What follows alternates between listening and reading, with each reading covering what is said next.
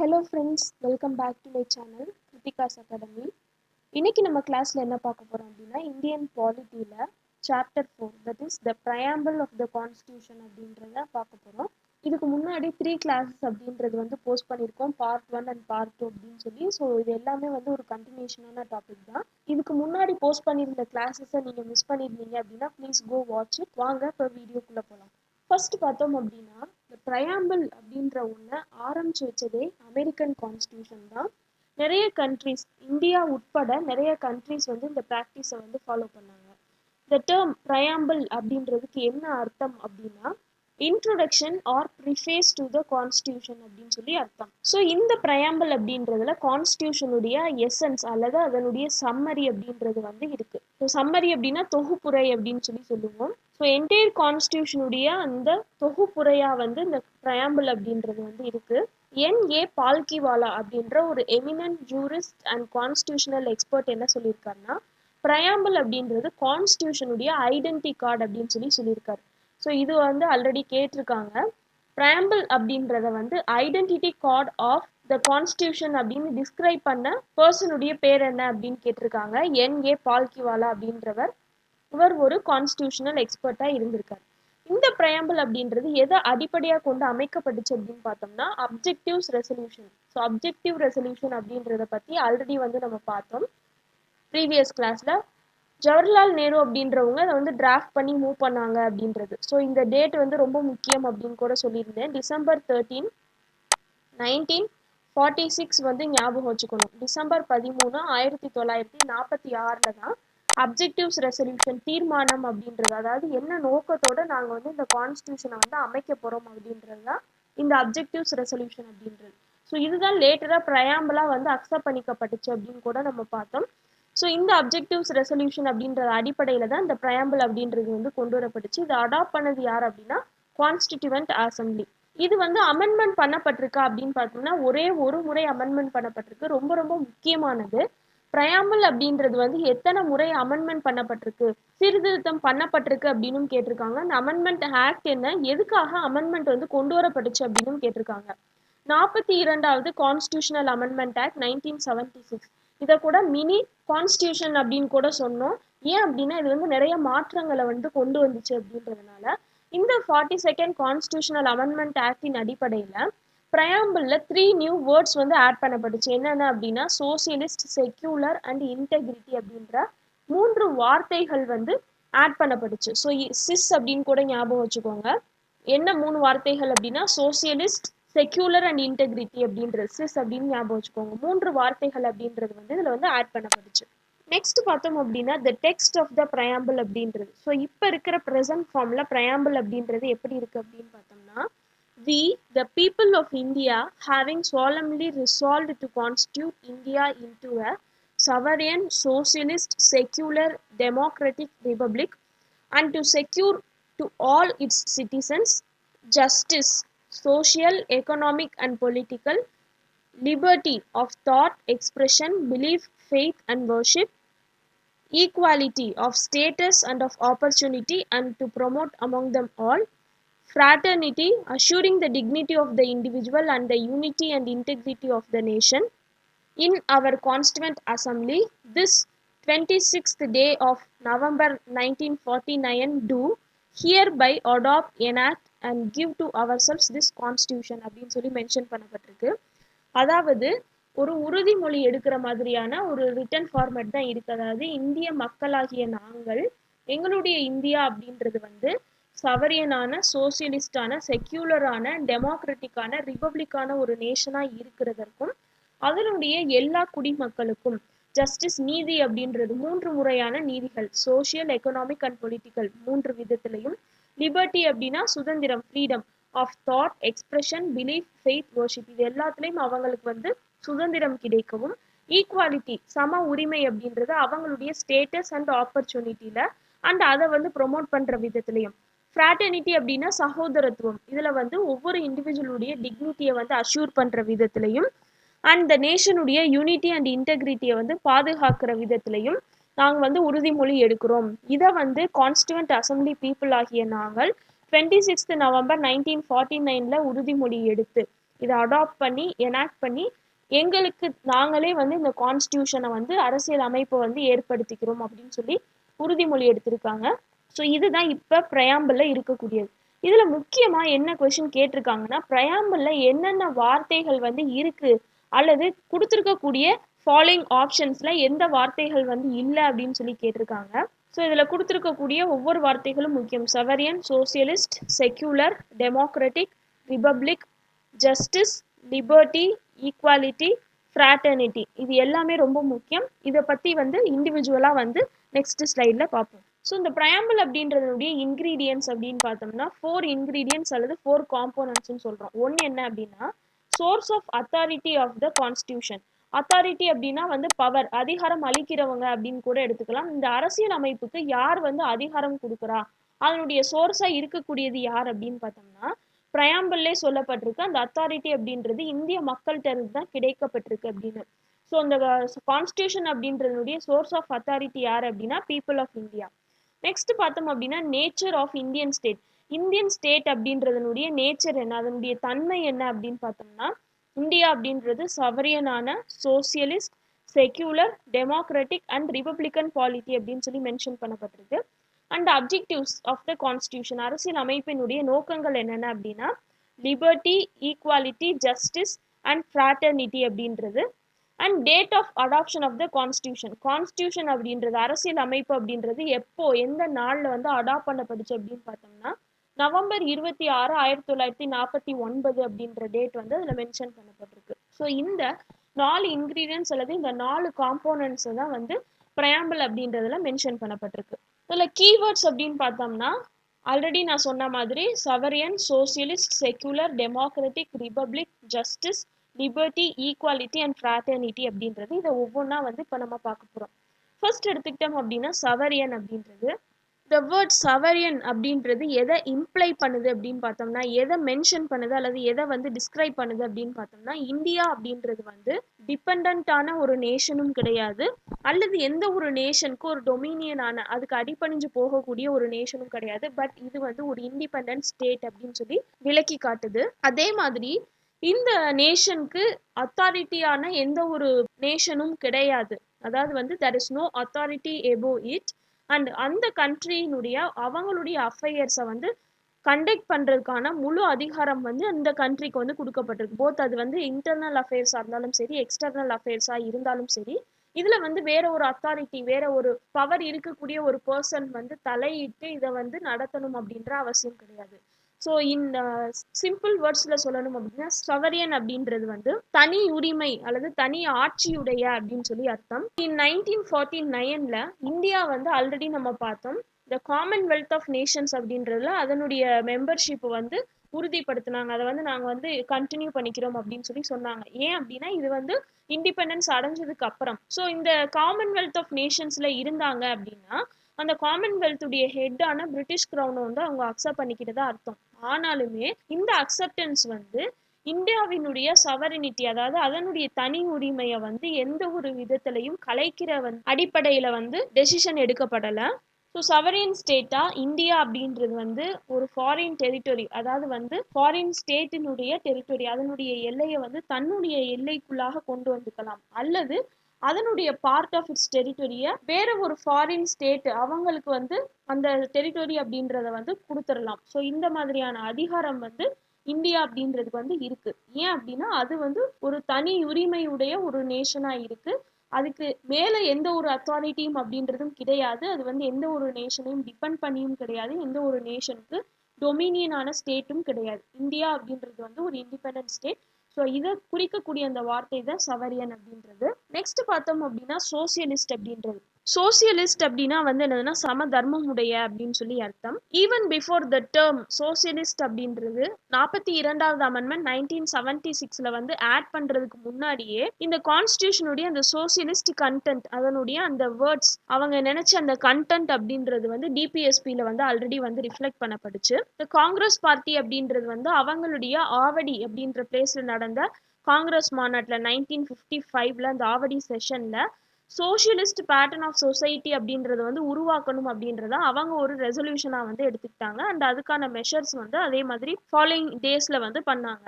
Notably Indian brand of socialism அப்படின்னு எடுத்துக்கிட்டோம்னா இது ஒரு டெமோக்ராட்டிக் சோசியலிசம். டெமோக்ராட்டிக் அப்படின்னா ஜனநாயகம் உடைய அப்படின்னு சொல்லி அர்த்தம். அண்ட் நம்மளுடைய சோசியலிசம் அப்படின்றது கம்யூனிஸ்ட் சோசியலிசம் கிடையாது. கம்யூனிஸ்ட் சோசியலிசம் அப்படின்னா என்ன அப்படின்னா nationalisation of all means of production and distribution, எல்லாத்தையுமே வந்து தேசியமயமாக்குதல். அண்ட் பிரைவேட் ப்ராப்பர்ட்டி அப்படின்ற ஒன்று வந்து இருக்காது. அது இந்த பிரைவேட் ப்ராப்பர்ட்டி அப்படின்றது வந்து அபாலிஷ் பண்ணப்பட்டிருக்கும். அது ப்ரொடக்ஷனாக இருந்தாலும் டிஸ்ட்ரிபியூஷனாக இருந்தாலும் all forms of products and services இது எல்லாமே வந்து நேஷனலைசேஷன் வந்து பண்ணப்பட்டிருக்கும்.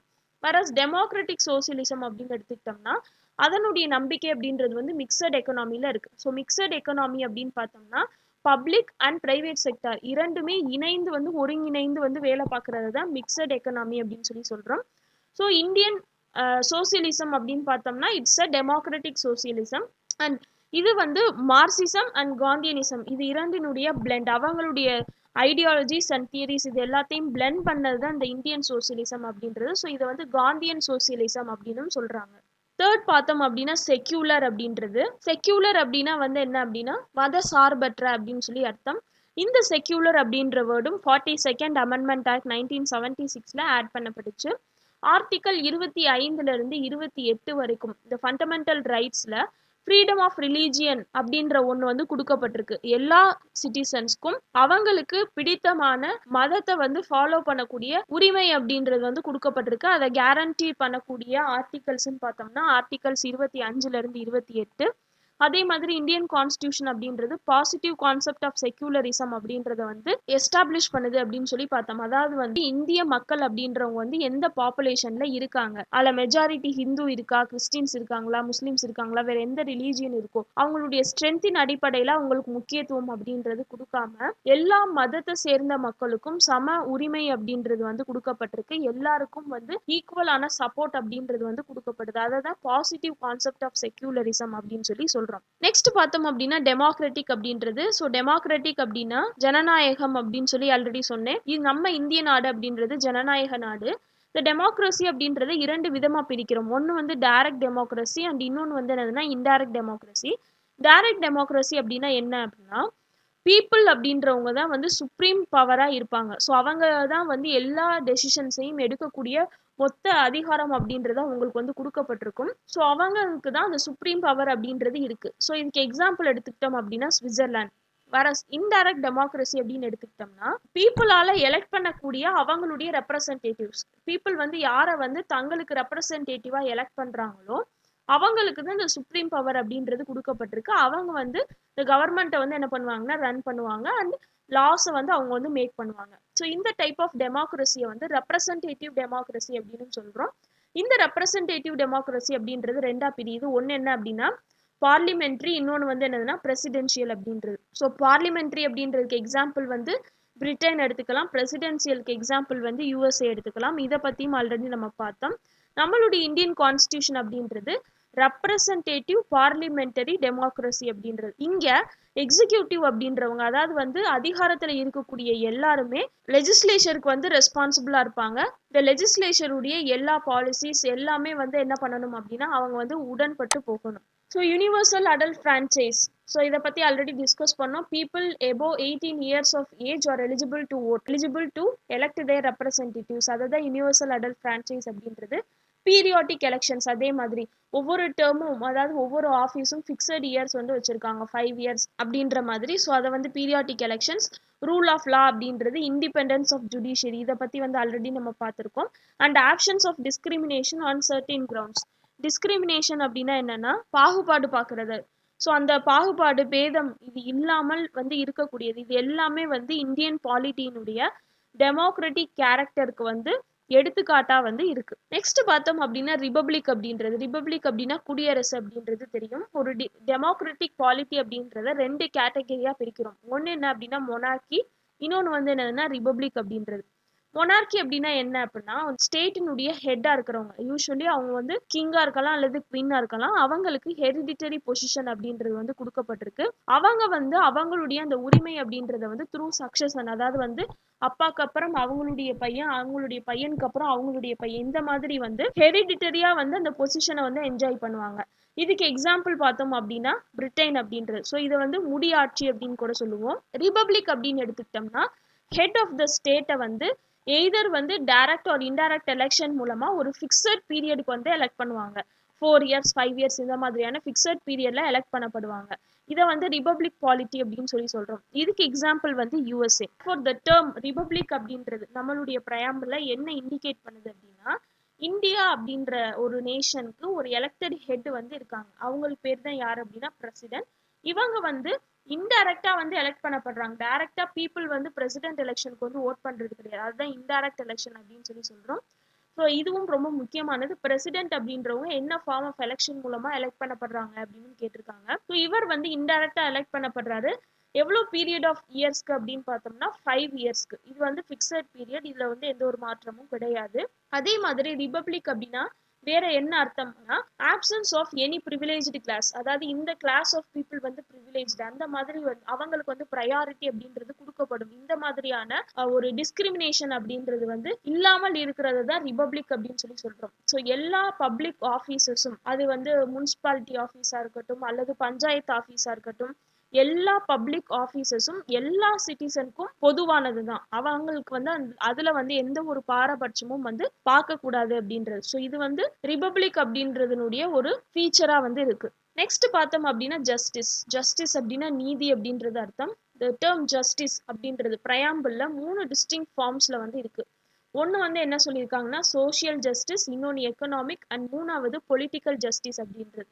ஸோ இந்த 3 ஃபார்ம் ஆஃப் ஜஸ்டிஸும் எல்லா சிட்டிசன்ஸ்க்கும் கிடைக்கணும் அப்படின்றது தான் இந்த பிரயாம்பிள் அப்படின்றதுல சொல்லப்பட்டிருக்கு. ஸோ இது எதன் மூலமா நிறைவேற்றப்படுது அப்படின்னு பார்த்தோம்னா through fundamental rights and directive principles, DPSP மூலமாகவும் அடிப்படை உரிமைகள் மூலமாகவும் வந்து இந்த ப்ரொவிஷன்ஸ் அப்படின்றது வந்து அமைக்கப்பட்டிருக்கு. ஃபர்ஸ்ட் சோஷியல் ஜஸ்டிஸ் அப்படின்னு பார்த்தோம்னா சமூக நீதி. இந்த சமூக நீதி அப்படின்றது என்ன அப்படின்னா எந்த ஒரு குடிமகனும் அவங்களுடைய ஜாதியின் அடிப்படையிலோ, அவங்களுடைய நிறத்தின் அடிப்படையிலோ, அவங்களுடைய இனத்தின் அடிப்படையிலோ, அவங்களுடைய பாலினத்தின் அடிப்படையிலோ, ரிலீஜனின் அடிப்படையிலோ எந்த ஒரு டிஸ்டிங்ஷனும் வந்து காட்டக்கூடாது. எல்லா சிட்டிசன்ஸையும் ஈக்குவலா ட்ரீட் பண்ணணும் அப்படின்றது அந்த சோஷியல் ஜஸ்டிஸ். அதாவது பிரிவிலேஜ் அப்படின்றது ஒரு பர்டிகுலர் செக்ஷன் ஆஃப் த சொசைட்டிக்கு கொடுக்கப்படாம எல்லாரும் பின்தங்கிய கிளாஸஸா இருந்தாலும், எஸ்சியா இருந்தாலும், எஸ்டியா இருந்தாலும், ஓபிசிஸா இருந்தாலும், ஸ்பீக்கர் செக்ஷனா இருந்தாலும், உமனா இருந்தாலும் எல்லாருக்கும் வந்து ஈக்குவலான அந்தஸ்து அப்படின்றது வந்து கொடுக்கப்படணும். அந்த மாதிரியான பேக்வர்ட் கிளாஸஸ் வந்து இம்ப்ரூவ் பண்றதுக்கான முயற்சிகள் அப்படின்றது வந்து எடுக்கப்படணும். ஸோ இதுதான் சோஷியல் ஜஸ்டிஸ் அப்படின்னு சொல்றோம். எக்கனாமிக் ஜஸ்டிஸ் அப்படின்னா பொருளாதார நீதி அப்படின்றது. ஸோ எந்த ஒரு பீப்புளுக்கும் எக்கனாமிக் ஃபேக்டர்ஸின் அடிப்படையில் டிஸ்கிரிமினேஷன் அப்படின்றது பண்ணக்கூடாது. வெல்த்தில் இன்இக்வாலிட்டி, அவங்களுடைய இன்கம் சம்பாதிக்கிறதுல இன்இக்வாலிட்டி, அவங்க வச்சிருக்கக்கூடிய ப்ராப்பர்ட்டியில் இன்இக்வாலிட்டி, இந்த மாதிரியான எதுலையுமே வந்து இன்இக்வாலிட்டி அப்படின்றது வந்து இருக்கக்கூடாது அப்படின்றத சொல்றதுதான் எக்கனாமிக் ஜஸ்டிஸ் அப்படின்றது. மூன்றாவது பொலிட்டிக்கல் ஜஸ்டிஸ் அப்படின்னு பார்த்தோம்னா எல்லாருக்கும் ஈக்குவல் பொலிட்டிக்கல் ரைட்ஸ் அப்படின்றது கொடுக்கப்பட்டிருக்கு. எல்லா பொலிட்டிக்கல் ஆஃபீஸ்க்கும் எல்லா சிட்டிசன்ஸ்க்கும் வந்து ஈக்குவலான ஆக்சஸ் அப்படின்றது கொடுக்கப்பட்டிருக்கு. அந்த எந்த கவர்மெண்ட் அப்படின்றது உருவாக்கப்பட்டிருக்கும் அந்த கவர்மெண்ட்டுக்கு வந்து அவங்களுடைய அந்த பப்ளிக் ஒப்பீனியன், அந்த வாய்ஸ் அப்படின்றது வந்து ஈக்குவலா ரைஸ் பண்ணலாம். இவங்க பேசக்கூடாது, அவங்க பேசக்கூடாது, அந்த மாதிரியான எந்த ஒரு டிஸ்கிரிமினேஷன் கிடையாது. இதுதான் என்ன சொல்றோம் அப்படின்னா பொலிட்டிக்கல் ஜஸ்டிஸ் அப்படின்னு சொல்றோம். ஸோ இந்த 3 ஃபார்ம் ஆஃப் ஜஸ்டிஸை தான் வந்து பிரயாம்பிள் அப்படின்றது வந்து முன்னிறுத்திருக்கு. அதாவது social justice, economic justice and political justice அப்படின்றது. இந்த ideal of justice social, economic and political அப்படின்றது எதுல இருந்து எடுக்கப்பட்டிருக்கு அப்படின்னு பார்த்தோம்னா ரஷ்யன் ரெவல்யூஷன்ல இருந்து எடுக்கப்பட்டிருக்கு. 1917 ரொம்ப ரொம்ப முக்கியமானது. லிபர்ட்டி, ஈக்குவாலிட்டி அண்ட் ஃப்ராட்டர்னிட்டி அப்படின்றது எந்த ரெவல்யூஷன்ல இருந்து எடுக்கப்பட்டுச்சு அப்படின்னு கேட்டிருக்காங்க. சோஷியல், எக்கனாமிக் அண்ட் பொலிட்டிக்கல் அப்படின்ற இந்த ஐடியாஸ் ஆஃப் ஜஸ்டிஸ் அப்படின்றது எந்த ரெவல்யூஷன்ல இருந்து எடுக்கப்பட்டிருக்குன்னு கேட்டிருக்காங்க. ரஷ்யன் ரெவல்யூஷன் 1917 ஞாபகம் வச்சுக்கோங்க. நெக்ஸ்ட் பார்த்தோம் அப்படின்னா லிபர்ட்டி, ஃப்ரீடம் அப்படின்றது. ஸோ இந்த லிபர்ட்டி அப்படின்னா என்ன அப்படின்னா இண்டிவிஜுவலுடைய ஒரு ஆக்டிவிட்டீஸை ரிஸ்ட்ரைன் பண்றது, அதை வந்து தடுக்கிறது, அது இல்லாமல் இருக்கிறது தான் வந்து லிபர்ட்டி அப்படின்னு சொல்றோம். அதே நேரத்துல எல்லா இண்டிவிஜுவலுடைய டெவலப்மெண்ட் வளர்ச்சிக்காக எல்லாருக்கும் சமமான ஆப்பர்ச்சுனிட்டிஸ் அப்படின்றது வந்து கொடுக்கப்படணும். இது இரண்டையுமே வந்து இம்ப்ளை பண்றது அந்த லிபர்ட்டி அப்படின்றது. ஸோ இந்த ப்ரையாம்பிள் அப்படின்றது இந்தியன் சிட்டிசன்ஸ்க்கு என்னென்ன மாதிரியான லிபர்ட்டிஸை செக்யூர் பண்ணுது அப்படின்னு பார்த்தோம்னா, லிபர்ட்டி ஆஃப் தாட், அவங்களுடைய தாட் வந்து லிபர்ட்டி அப்படின்றது, அண்ட் எக்ஸ்பிரஷன், அதை வந்து அவங்க வெளிப்படுத்துறதுக்கு அவங்களுக்கு உரிமை அப்படின்றது இருக்கு. அவங்களுடைய belief, faith and worship, so அவங்களுடைய நம்பிக்கை, அவங்க எந்த ரிலீஜியனை வந்து ஃபாலோ பண்றாங்க, எந்த கடவுளை வந்து வர்ஷிப் பண்றாங்க, அது வந்து அவங்க தனிப்பட்ட ஒரு உரிமை அப்படின்றது, அதுல யாருமே வந்து தலையிட முடியாது. ஸோ இந்த மாதிரியான லிபர்ட்டிஸை வந்து ப்ரையாம்பிள் அப்படின்றது வந்து இந்தியன் சிட்டிசன்ஸ்க்கு வந்து கொடுத்துருக்கு. ஸோ இது எதன் மூலமா வந்து உறுதிப்படுத்துறாங்க அப்படின்னு பார்த்தோம்னா, ஃபண்டமெண்டல் ரைட்ஸ் மூலமாகவும், இந்த உரிமைகள் அப்படின்றது பறிக்கப்படும் போதோ அல்லது அது வந்து தடுக்கப்படுது அப்படின்னு எந்த ஒரு சிட்டிசனும் வந்து ஃபீல் பண்ணாங்க அப்படின்னா அவங்க கோர்ட்ல வந்து முறையிடலாம். So they are enforceable in court of law, violation அப்படின்றது நடக்கும் பட்சத்துல. ஸோ இந்த மாதிரியான லிபர்ட்டிஸ் வந்து ப்ரையாம்பிள் அப்படின்றது வந்து கொடுத்துருக்கு. ஹவவர் லிபர்ட்டி அப்படின்னா தான் என்ன நினைச்சாலும் அதை பண்ணலாம் அப்படின்ற மாதிரியான ஒரு லைசன்ஸ் வந்து கொடுக்கப்பட்டிருக்கு அப்படின்றது கிடையாது. கொடுத்திருக்கக்கூடிய அந்த லிமிடேஷன்ஸ்குள்ள, அந்த கான்ஸ்டியூஷன்ல என்ன மென்ஷன் பண்ணப்பட்டிருக்கோ அந்த லிமிடேஷன்ஸ்குள்ள ஒவ்வொரு இண்டிவிஜுவல்ஸும் அவங்களுடைய லிபர்ட்டியை வந்து என்ஜாய் பண்ணலாம். இந்த ideals of liberty, equality and fraternity அப்படின்றது பிரெஞ்சு ரெவல்யூஷன்ல இருந்து எடுக்கப்பட்டிருக்கு. இந்த இயர் ரொம்ப முக்கியமானது. 1789 to 1799, 10 இயர்ஸ் ஞாபகம் வச்சுக்கோங்க. ஒன்க்கு அப்புறம் கண்டினியூஸா 789 3 வருஷம் வரும். ஸோ 1789 ஞாபகம் வச்சுக்கோங்க. 1789 இருந்து 1799 வரைக்கும் பிரெஞ்சு ரெவல்யூஷன் அப்படின்றது நடந்துச்சு. ஸோ அந்த பிரெஞ்சு ரெவல்யூஷன் அப்படின்றதுல இருந்தா லிபர்ட்டி, ஈக்வாலிட்டி அண்ட் ஃப்ராட்டர்னிட்டி அப்படின்ற ஐடியல்ஸ் வந்து எடுக்கப்பட்டுச்சு. அண்ட் ரஷ்யன் ரெவல்யூஷன் அப்படின்றதுல இருந்து ideals of social, economic and political அப்படின்றது வந்து எடுக்கப்பட்டுச்சு அப்படின்னு சொல்லி பார்த்தோம். நெக்ஸ்ட் பார்த்தோம் அப்படின்னா ஈக்வாலிட்டி, சம உரிமை அப்படின்றது ஆல்ரெடி சொன்ன அதே இதுதான். Absence of special privileges to any section of the society, and எல்லா இண்டிவிஜுவல்ஸ்க்கும் எந்த ஒரு டிஸ்கிரிமினேஷனும் இல்லாமல் தேவையான ஆப்பர்ச்சுனிட்டிஸ் அப்படின்றது வந்து கொடுக்கப்படுறது. ஸோ ஈக்வாலிட்டி ஆஃப் ஸ்டேட்டஸ், அவங்களுடைய அந்தஸ்துல வந்து சம உரிமை அப்படின்றதும், ஆப்பர்ச்சுனிட்டிஸ்ல ஈக்வாலிட்டி அப்படின்ற இது இரண்டையுமே இந்த ப்ரையாம்பிள் அப்படின்றது வந்து இந்தியன் சிட்டிசன்ஸ்க்கு வந்து கொடுக்குது. ஸோ இது வந்து 3 டைமென்ஷன்ஸ் ஆஃப் ஈக்வாலிட்டி வந்து கொடுக்குது. சிவிக், பொலிட்டிக்கல் அண்ட் எக்கனாமிக் அப்படின்றது. ஃபண்டமெண்டல் ரைட்ஸ் அப்படின்றதுல வந்து சிவிக் ஈக்வாலிட்டி அப்படின்றத பத்தி சொல்லப்பட்டிருக்கு. அதாவது ஈக்வாலிட்டி பிஃபோர் த லா, சட்டத்திற்கு முன்பாக அனைவரும் சமம் அப்படின்றது. இது ஆர்டிக்கல் வந்து 14 அப்படின்றது. And prohibition of discrimination on grounds of religion, race, caste, sex or place of birth, அவங்க பிறந்த இடம் அல்லது அவங்களுடைய செக்ஸ் என்ன, அவங்களுடைய ஜாதி என்ன, அவங்களுடைய ரிலீஜியன் என்ன, இதன் அடிப்படையில வந்து பாகுபாடு பார்க்கறது அப்படின்றது வந்து கிடையாது, தடை செய்யப்பட்டிருக்கு. அதுக்கான ஆர்டிக்கல் வந்து 15. அண்ட் பப்ளிக் எம்ப்ளாய்மெண்ட்ல எல்லா விதமான பீப்புளுக்கும் ஈக்குவலான ஆப்பர்ச்சுனிட்டிஸ் அப்படின்றது வந்து கொடுக்கப்படணும். இதுக்கான ஆர்டிக்கல் வந்து ஆர்டிக்கல் 16. அபாலிஷன் ஆஃப் அன்டச்சபிலிட்டி, தீண்டாமை அப்படின்றது ஒழிக்கப்பட்டிருக்கு. இதுக்கான ஆர்டிக்கல் வந்து ஆர்டிக்கல் 17 அப்படின்றது. ஸோ அன்டச்சபிலிட்டி அப்படின்றது இந்தியாவில் கிடையாது. அன்டச்சபிலிட்டி அப்படின்றது வந்து பிராக்டிஸ் பண்ணவும் கூடாது. நெக்ஸ்ட் பார்த்தோம் அப்படின்னா அபாலிஷன் ஆஃப் டைட்டில்ஸ் அப்படின்றது ஆர்டிக்கல் வந்து 18. அதாவது பட்டம் அப்படின்றது தாம் படிச்சு டாக்டர் இந்த மாதிரி வந்து சேர்க்கக்கூடிய பட்டத்தை தவிர வேற எந்த பட்டமும் வந்து கிடையாது. அதுதான் அபாலிஷன் ஆஃப் டைட்டில்ஸ் அப்படின்னு சொல்லி சொல்றோம். இதுக்கான ஆர்டிக்கல் வந்து ஆர்டிக்கல் 18 அப்படின்றது. ஸோ இந்த ஆர்டிக்கல் 14 to 18 அப்படின்றது வந்து ஒவ்வொரு சிட்டிசன்ஸ்க்கும் சிவிக் ஈக்வாலிட்டியை வந்து என்ன பண்ணப்பட்டிருக்கு அப்படின்னா இன்ஷூர் பண்ணப்பட்டிருக்கு. இந்த பொலிட்டிக்கல் ஈக்வாலிட்டி அப்படின்றத வந்து கொடுக்கறதுக்கு 2 ப்ரொவிஷன்ஸ் வந்து இருக்கு கான்ஸ்டியூஷன்ல. ஒன்னு என்ன அப்படின்னா ஆர்டிக்கல் 325 அப்படின்றது. ஸோ இந்த எலக்டோரல் ரோல்ஸ்ல வந்து அவங்களுடைய செக்ஸின் அடிப்படையிலோ, காஸ்டின் அடிப்படையிலோ, ரிலீஜனின் அடிப்படையிலோ எந்த ஒரு பர்சனுக்கும் எலிஜிபிலிட்டி அப்படின்றத வந்து இது அடிப்படையில வந்து டிக்ளேர் பண்ணக்கூடாது.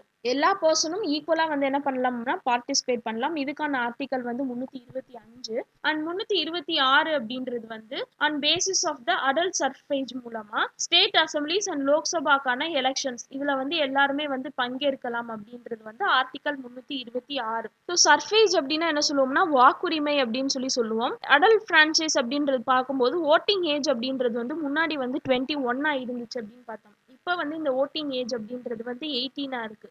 இந்த ஓட்டிங் ஏஜ் அப்படின்றது வந்து 21 இருந்து 18 மாத்தினா இந்த அமெண்ட்மெண்ட் ஆக்ட் அப்படின்றதும் பார்த்தோம். 61st அமெண்ட்மெண்ட் ஆக்ட் அப்படின்றது.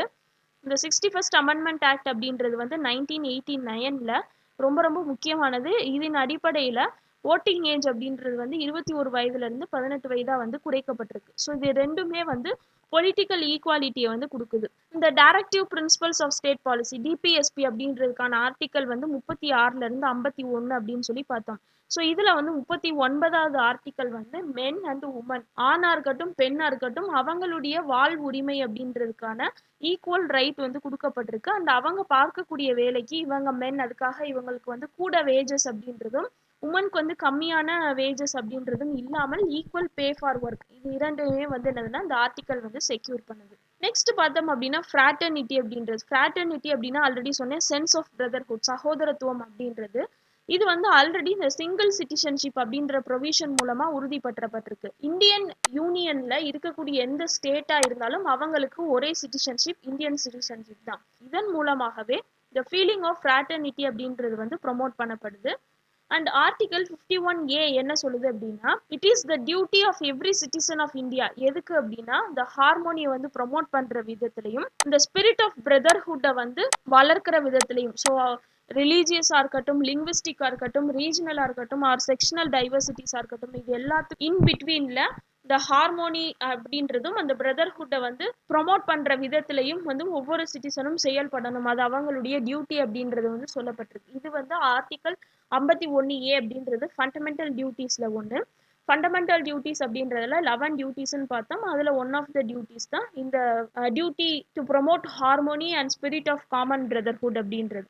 ஸோ இந்த ப்ரையாம்பிள் அப்படின்றது, ஃப்ராட்டர்னிட்டி அப்படின்றது ரெண்டு விதமான அஷூரன்ஸ் வந்து கொடுக்குது. ஒன்று என்ன அப்படின்னா இண்டிவிஜுவலுடைய டிக்னிட்டியை வந்து பாதுகாக்கிற விதத்திலையும், நேஷனுடைய யூனிட்டி அண்ட் இன்டெகிரிட்டியை வந்து பாதுகாக்கிற விதத்திலையும்.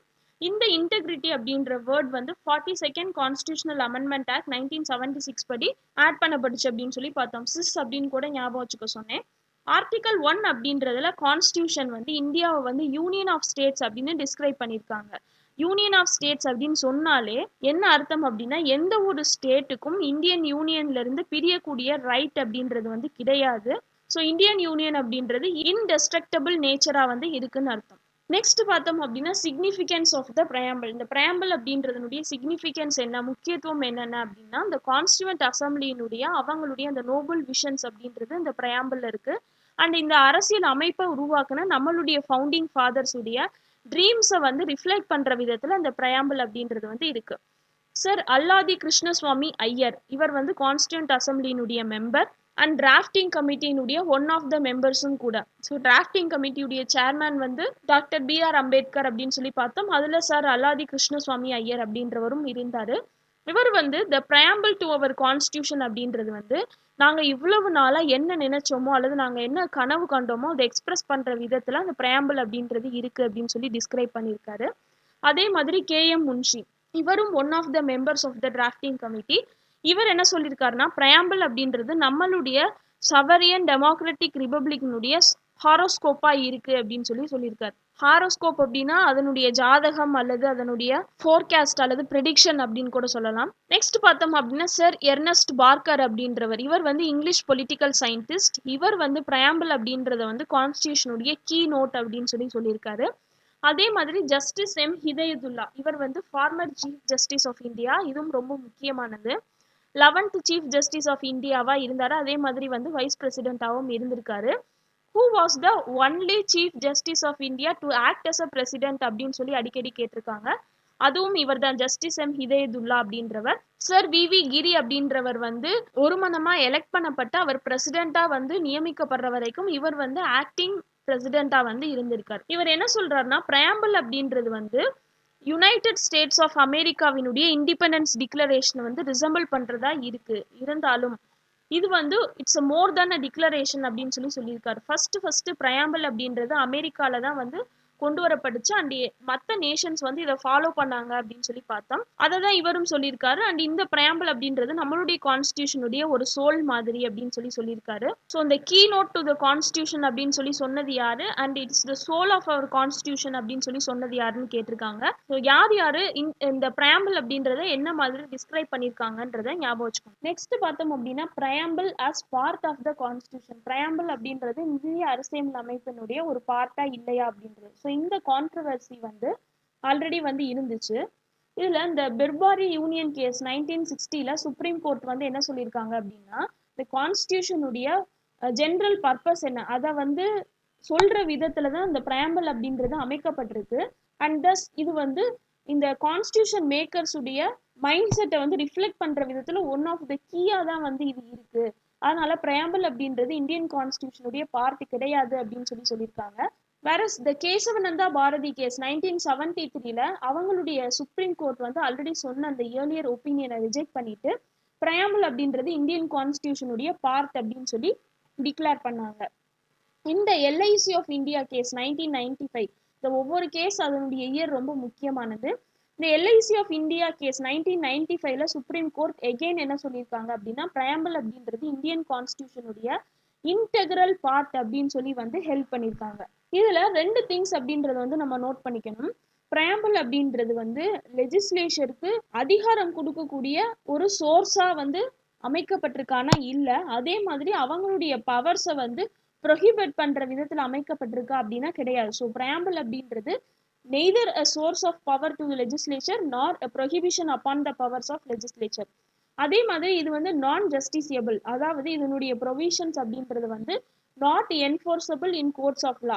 இது வந்து அந்த கோர்ட் அப்படின்றது இதை எடுத்து இது ஒரு கேஸா நடத்தி இதுக்கான ஜட்மெண்ட் அப்படின்றது வந்து கொடுக்க முடியாது. ஸோ இட் இஸ் நான் ஜஸ்டிசியபிள் அப்படின்றதையும் ஞாபகம் வச்சுக்கணும். நெக்ஸ்ட் பார்த்தோம் அப்படின்னா அமெண்டபிலிட்டி ஆஃப் த பிரையாம்பிள் ரொம்ப ரொம்ப முக்கியமானது. இது ஆல்ரெடி நம்ம டிஸ்கஸ் பண்ணிட்டோம். இந்த பிரையாம்பிள் அப்படின்றது வந்து ஆர்டிகல் 368 அப்படின்றது அமெண்ட்மெண்ட்டை பத்தி சொல்லக்கூடியது. இது சவுத் ஆப்பிரிக்கா கான்ஸ்டியூஷன்ல இருந்து எடுக்கப்பட்டதுன்னு பார்த்தோம். ஸோ இந்த ஆர்டிகல் 368 படி இந்த பிரையாம்பிள் அப்படின்றத அமெண்ட்மெண்ட் பண்ணலாமா பண்ணக்கூடாதா அப்படின்ற கொஸ்டின் வந்து ரைஸ் ஆச்சு. ஸோ இது ஃபர்ஸ்ட் கேசவநந்தா பாரதி கேஸ் 1973ல வந்து டிஸ்கஸ் பண்ணப்படுது. பிரையாம்பிள் அப்படின்றது வந்து இந்தியன் கான்ஸ்டியூஷனுடைய ஒரு பார்ட் கிடையாது அப்படின்னு சொல்லி ஃபர்ஸ்ட் சொன்னாங்க. ஸோ அதன் மூலமா இந்த பிரையாம்பிள் அப்படின்றத வந்து அமெண்ட்மெண்ட் பண்ண முடியாது அப்படின்னு சொல்லி சொல்லப்பட்டிருக்கு. ஆர்டிகல் 368 அஷ்யூர் பண்ணக்கூடிய அந்த அமெண்ட்மெண்ட் பண்ணக்கூடிய அந்த பவர், அமெண்டிங் பவர் அப்படின்றது வந்து கான்ஸ்டியூஷனுடைய பேசிக் எலிமெண்ட்டையோ அதனுடைய ஃபண்டமெண்டல் ஃபீச்சர்ஸையோ வந்து டேமேஜ் பண்ற விதத்திலையோ டெஸ்ட்ராய் பண்ற விதத்திலையோ யூஸ் பண்ணக்கூடாது அப்படின்னு சொல்லியிருக்காங்க. ஹவவர் இந்த பிரையாம்பிள் அப்படின்றது வந்து இந்தியன் கான்ஸ்டியூஷனுடைய பார்ட் அப்படின்னு சொல்லி லேட்டரா கேசவநந்தா பாரதி கேஸ் 1973ல வந்து சுப்ரீம் கோர்ட் ஹெல்ப் பண்ணுச்சு அப்படின்னு சொல்லி பார்த்தோம். அண்ட் 1995ல எல்ஐசி ஆஃப் இந்தியா கேஸ்ல இது வந்து இன்டெக்ரல் பார்ட் அப்படின்னு சொல்லி டிஸ்கிரைப் பண்ணப்படுச்சுன்னு பார்த்தோம். ஸோ அப்படி இருந்து இந்தியன் கான்ஸ்டியூஷனுடைய பார்ட்டா இது வந்து அக்செப்ட் பண்ணப்பட்டாலும் இந்த பிரையாம்பிள் அப்படின்றது ஆர்டிகல் 368 படி ஆல்டர் பண்ண முடியாது அப்படின்னு சொல்லியிருக்காங்க. ஸோ ஒரே ஒரு முறை 1976ல மட்டும்தான் ஒரே ஒரு சீர்திருத்தம் அப்படின்றது பண்ணப்பட்டிருக்கு. அது வந்து 3 வேர்ட்ஸை வந்து ஆட் பண்ணப்படுச்சு அப்படின்னு சொல்லி பார்த்தோம். சிஸ் அப்படின்னு சொல்லி ஞாபகம் வச்சுக்க சொன்னேன். ஸோ இந்த அமெண்டபிலிட்டி ஆஃப் த பிரையாம்பிள் அப்படின்றது ரொம்ப முக்கியமானது. பிரையாம்பிள் அப்படின்றது வந்து ஃபர்ஸ்ட் வந்து இந்தியன் கான்ஸ்டியூஷனுடைய பார்ட் கிடையாது அப்படின்னு சொல்லி சொன்னாங்க. அதுக்கப்புறம் அதனுடைய பார்ட் அப்படின்னு சொல்லி டிக்ளேர் பண்ணாங்க. Even after it is accepted as the part of the constitution, இது வந்து ஆர்டிகல் 368 படி வந்து அமெண்ட்மெண்ட் அப்படின்றது பண்ண முடியாது. அதனுடைய பேசிக் எலிமெண்ட்ஸையோ அதனுடைய ஃபண்டமெண்டல் ஃபீச்சர்ஸையோ டிஸ்ட்ராய் பண்ற விதத்திலையோ டேமேஜ் பண்ற விதத்திலையோ எந்த ஒரு அமெண்ட்மெண்ட்டும் பண்ணக்கூடாது அப்படின்றது சொல்லப்பட்டுச்சு. ஆனாலும் இந்த 3 வார்த்தைகள் மட்டும் 42nd கான்ஸ்டியூஷனல் அமெண்ட்மெண்ட் ஆக்டின் அடிப்படையில் ஆட் பண்ணப்பட்டுச்சு. அதுதான் இந்த சோசியலிஸ்ட், செக்யூலர் அண்ட் இன்டெகிரிட்டி அப்படின்றது.